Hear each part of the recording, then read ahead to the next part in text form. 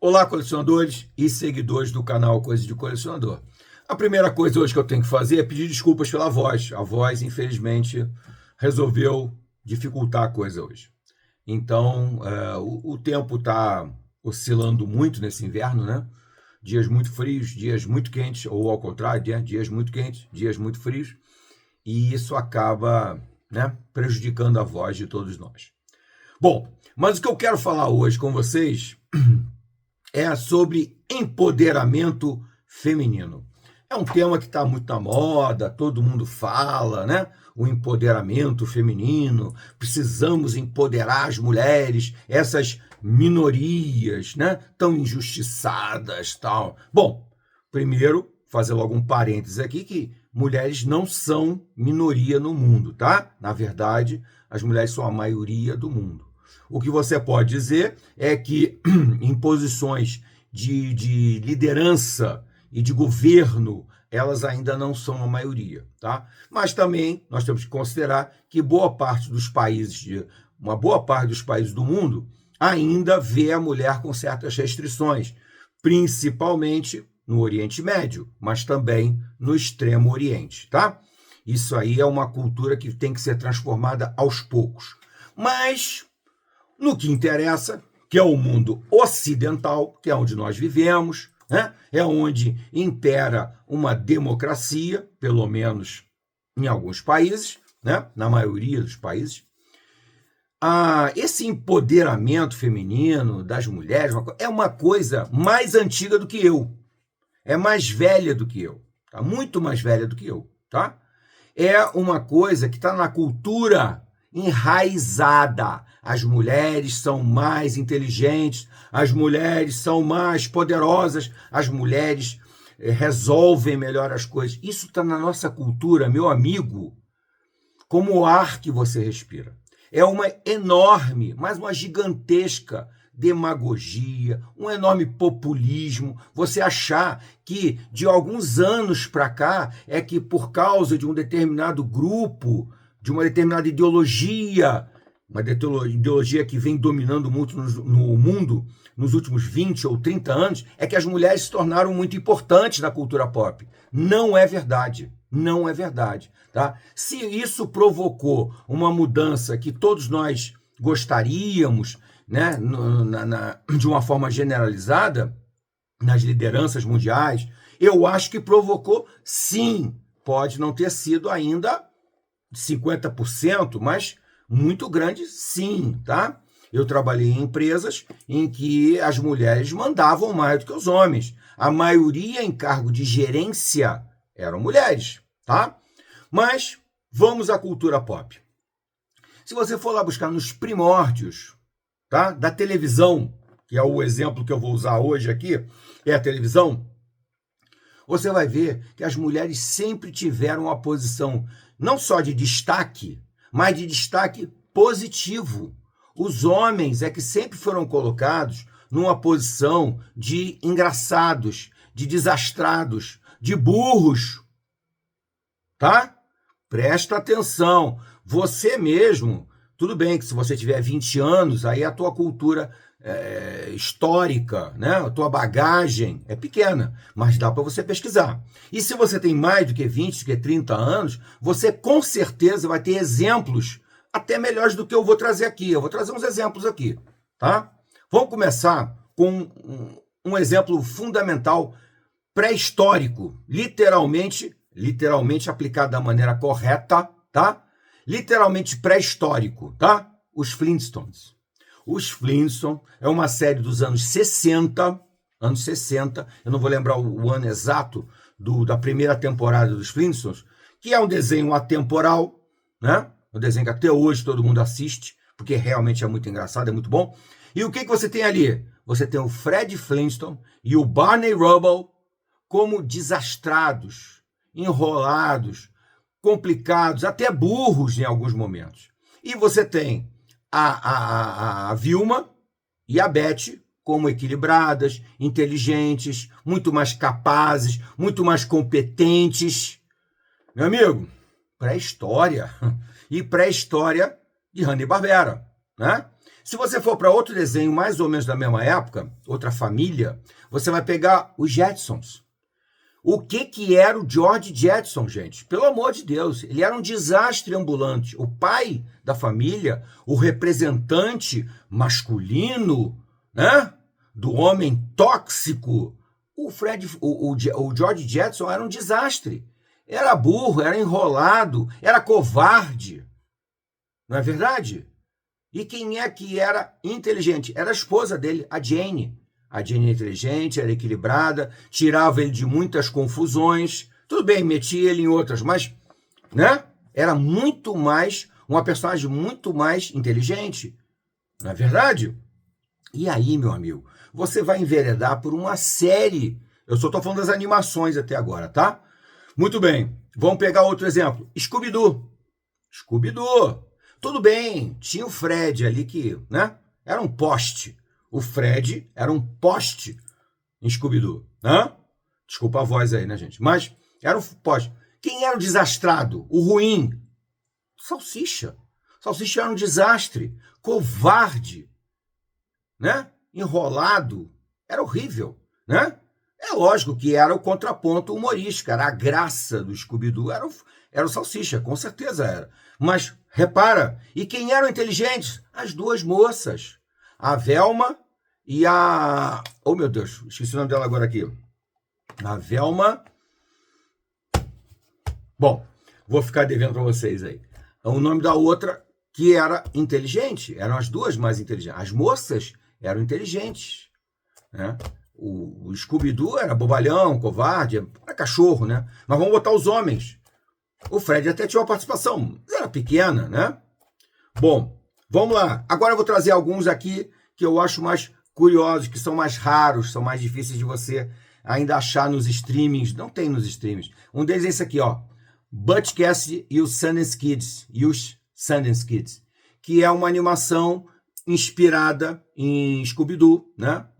É uma banda de rock. Isso aqui é anos 70, 73. 1973, Butch Cassidy e Sundance Kid, que tinha aquele mesmo esquema do Scooby-Doo, né? Tinha um cachorro desastrado, um grupo, uma banda de rock, que vivia se metendo em confusões, tentando resolver casos, inclusive, que eles eram uns espiões, né? Eles queriam resolver casos incríveis. Bom, o Butch Cassidy até era inteligente, era legal, mas as duas moças tinham um papel fundamental, tá? Resolviam muitas coisas, tanto a Marilyn quanto a Stephanie. A Marilyn, a lourinha, tá aqui, ó.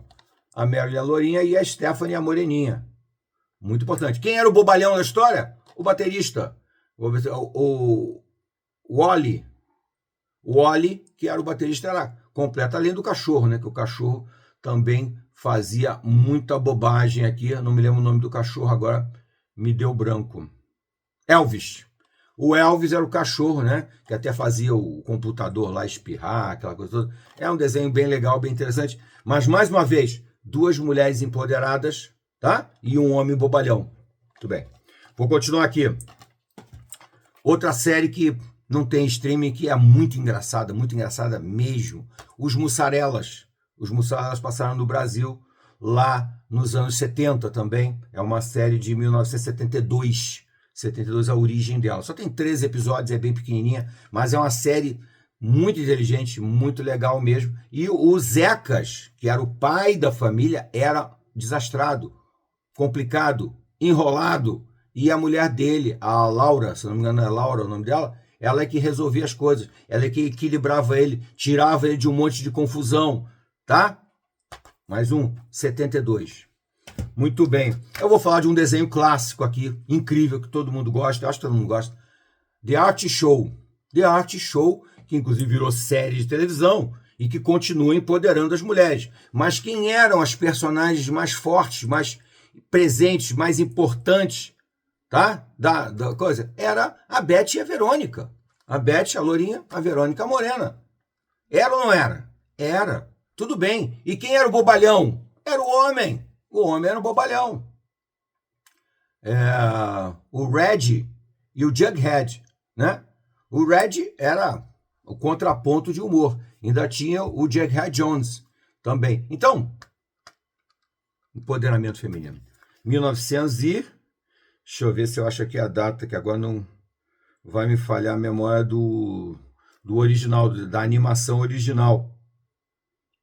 Não vai ter aqui, uma pena. Bom, vamos lá. Agora vamos para as séries. Séries dos anos 60. Quais são as duas séries? Provavelmente as duas séries mais famosas dos anos 60. Quais são? A Feiticeira, Ginny é um Gênio. Né? Dos marcos da televisão dos anos 60. Duas mulheres empoderadas. Duas mulheres protagonistas. Uma inteligente, culta, equilibrada, poderosa, que a Feiticeira era tudo isso, né? Que salvava o marido dela de umas confusões que ele mesmo às vezes se metia, ou às vezes ela metia, mas depois ela ia lá e resolvia. A família dela é que era pior, né? A família dela é que era terrível. Ginny é um Gênio, a mesma coisa. A mesma coisa. Tudo bem que a Ginny muitas vezes metia o Major Nelson nas confusões, mas ela era poderosa, ela era inteligente, além de ser, logicamente, um personagem muito bonito, né? Mas isso aí, a gente tem sempre que reverenciar as mulheres pela beleza, né? Bom, eu vou buscar outra série dos anos 60 aqui, tá? Mais uma como exemplo aqui, ó. O Agente 86. Que exemplo maravilhoso esse aqui. Mas fantástico esse exemplo, né? O Agente 86, o homem tóxico, perigoso, é um desastre. É burro, é enrolado, só faz besteira. E é extremamente engraçado por causa disso. Ele é muito engraçado. Quem é que resolve tudo ali? Quem é que tem um mínimo de equilíbrio, de bom senso na série? É a 99. A famosa Agente 99, vivido pela Barbara Feldon, né? É que é inteligente. Ele é completamente tapado, burro. Graças a Deus, né? Porque o que divertia a gente era ele, né? Era extremamente engraçado, né? Não dava para ser invertido. Muito bem, agora eu vou para os filmes. Filmes muito antigos. Vamos lá, 1936. King Kong. Quem é a protagonista? Lógico, você vai dizer, não, o protagonista é o King Kong, é o macaco. Mas quem é a personagem que define a história, que determina, que sofre com o macaco e tudo mais? É a personagem da mulher. Não tem como ser diferente disso. Tá? Em 76, o King Kong voltou. Quem é a protagonista da história? Aqui, no caso, já é a Jessica Lange, a atriz já é a Jessica Lange. Mas quem é a protagonista da história? É ela, é a Jessica Lange, que tem uma participação fundamental na história, importantíssima. O personagem masculino, logicamente, eu não estou falando do King Kong, né, gente? Mas o personagem masculino vivido pelo Jeff Bridges é meio bobalhão, é meio lento, demora a resolver as coisas. Né? Tudo bem, vamos continuar. Outra grande heroína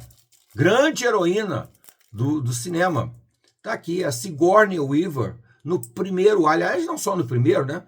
No primeiro, no segundo, no terceiro. Quem é a personagem poderosíssima que resolve todas as paradas a partir de 1979, o primeiro Alien, né? Depois tivemos Alien 82, tivemos Alien 85 e por aí vai.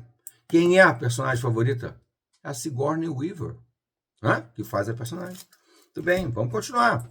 Vamos aqui para 1992. Quem é inteligente aqui? Quem é poderosa? Que vai até o final do filme manipulando todos os homens. Instinto Selvagem. Um personagem que marcou a vida da Sharon Stone. Né? Incrível o personagem dela. O personagem dela manipula os homens o tempo todo. E você vai dizer, não, pela sedução, Não, é porque ela é extremamente inteligente. A sedução é apenas uma arma que ela tem, mas para executar o que ela planeja. Ela manipula o filme inteirinho até o final. Muito bem, mais uma mulher, dessa vez protagonista, é importante na série, mas não, digamos assim, não é exatamente por causa da inteligência dela, mas por causa da sensibilidade dela. Aqui, ó, Stigmata, tá?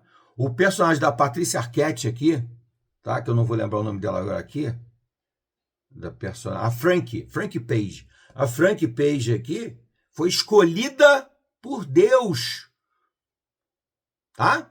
Foi escolhida para receber as chagas de Cristo. Olha bem isso. Não é isso? Continuando. Vamos lá continuar. 2003. Agora eu estou chegando já na fase da lacração, né? 2003. A lacração para mim começa em 2010, mais ou menos. 2003 ainda não é lacração, ainda é mais ou menos. Quem é que sobrevive ao massacre da Serra Elétrica, que é mais corajosa, mais inteligente, mais resiliente, mais capaz de resolver os problemas, de superar as situações? É a personagem da Jessica Biel, em O Massacre da Serra Elétrica de 2003. Quem é que sobrevive? A mulher. Continuando. O Massacre da Serra Elétrica, a lenda continua. Esse aqui foi em 3D, bababá, tal. Quem é que sobrevive a todo mundo no massacre? Porque foi capaz de entender o que estava acontecendo. Não é? Quem é?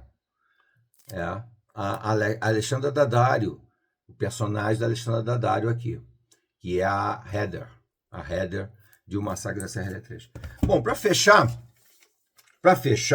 eu trouxe aqui um filme de 2012, eu acho, que já é aí eu já concordo que já é da fase da lacração, essa coisa total. É Não Respire, Don't Breath. Esse filme aqui é sensacional. Aliás, tudo que eu mostrei aqui para vocês é muito legal, né? Muito legal. Esse aqui também é. E quem é que sobrevive a essa situação que é criada em Não Respire? Quem é que sobrevive? É uma mulher. Mais uma vez, uma heroína. Mais uma vez, uma mulher empoderada. Gente, olha quantos exemplos eu trouxe aqui, tá? Só para a gente levantar, para desmistificar essa ideia boboca que as pessoas querem se apoderar, passar para... Não, sou eu é que estou inventando isso, eu é que criei isso, a minha geração é que está fazendo isso. Não tem nada a ver, meu amigo, nada a ver. Isso é uma grande bobagem. Há muitos e muitos anos, a cultura vem batalhando para que as mulheres assumam posições mais importantes, de maior destaque, de maior capacidade de decisão. Isso, meu amigo, tem mais de 50 anos, mais de 60 anos. 40 com mais 20, uns 60 anos, que foi o início da cultura pop na televisão, que foi o que eu basicamente trouxe aqui para vocês, tá? Então isso não tem novidade nenhuma. Se as mulheres ainda não atingiram vamos supor assim, uma posição de 50% com os homens, é porque existe um perfil das mulheres que prioriza outras coisas. Elas dão preferência à maternidade, por exemplo, a montar uma família, a se dedicar à família. Mas tem muitas mulheres que estão abrindo mão um pouco desses ideais, dessa mentalidade, e estão se dedicando cada vez mais à vida profissional.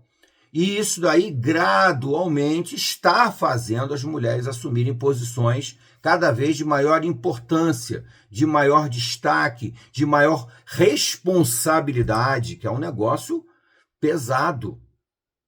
Muitos homens não querem posições de responsabilidade, porque é complicado. É muito difícil você atender às expectativas. E as mulheres, por uma questão de empatia, as mulheres têm uma empatia muito maior, uma sensibilidade muito maior, elas são muito mais sensíveis a opiniões dos outros, a crítica. Os homens já têm um anteparo maior para isso. Então, por esse motivo, muitas mulheres ainda se eximem desses cargos de muito destaque, de muita projeção, tá? Elas preferem, às vezes, um low profile, uma coisa mais tranquila, que ela possa executar um bom trabalho profissional sem ser apedrejada. Os homens têm uma capacidade mais fácil de tomar pedrada e absorver o impacto, né? Não estou dizendo que elas também não possam fazer. Podem sim, e estão fazendo, né? Tem várias mulheres aí se expondo bastante, né? Estão na mídia, estão em tudo quanto é lugar, né? Estão no YouTube e tomando pedrada também, né? Faz parte da brincadeira, como eu sempre digo, né? Então, fica aqui a minha dica para vocês. Não entra nesse discursinho de que nós estamos empoderando as mulheres. Desde que eu nasci, eu tenho 20 anos. Eu tenho 20 anos e nós começamos a empoderar as mulheres há 20 anos. Meu amigo, as mulheres estão sendo empoderadas no mundo ocidental. Não vou falar do mundo oriental, não. Porque lá a situação é completamente diferente. As mulheres não têm liberdade nenhuma, não têm poder nenhum. Oriente Médio e Extremo Oriente. Não tem, tá? Mas no mundo ocidental, sim, tem oportunidades e mais oportunidades. Basta ter mérito, ter competência, ter talento e estar disposta a se expor a uma série de críticas, a uma série de coisas. As mulheres, de uma certa forma, as que eu conheço, pelo menos, têm uma certa dificuldade de lidar com a crítica. Elas são mais sensíveis. Os homens têm também dificuldade de lidar com as críticas, mas absorvem um pouco melhor, tá? Bom, gente, fica aqui a minha opinião do canal Coisa de Colecionador a respeito dessa falácia de que começamos a empoderar as mulheres depois que a Marvel começou a botar nas telonas as personagens femininas. Tem nada a ver com isso, nada a ver. Isso é uma grande bobagem. É querer se apoderar de uma narrativa para dizer que é sua. Não é sua. Está aí para todo mundo, está aí muito bem alicerçada desde os anos 60, desde que existe televisão, por exemplo, tá? Tem outros veículos também, mas eu estou usando aqui a televisão como exemplo. Tá bom, gente? Gostou do papo? Bota ok. Não gostou? Não gostei. E compartilhe com os amigos. E outra coisa, nos comentários, lembra outras séries que você concorda comigo? Que as mulheres são mais poderosas, mais inteligentes, mais representativas, mais equilibradas, heroínas. Eu nem falei de heroínas aqui, eu não estou falando de heroínas. Eu fui procurar exemplos de séries e filmes que tivessem homens e mulheres. Eu não vou falar aqui da Mulher Maravilha. Pô, aí eu estou batendo na tampa. Não vou falar disso. Eu não vou falar da Mulher Biônica. Meu Deus. Não vou falar. Pô, aí tem 1 milhão de exemplos. Eu fui buscar apenas episódios em que você tem homens e mulheres em cena. E quem é que é burro e quem é que é inteligente? Quem é que é desastrado e quem é que é equilibrado? Fica aqui o papo do nosso canal e bota aí nos comentários a sua opinião, tá bom? Até a próxima.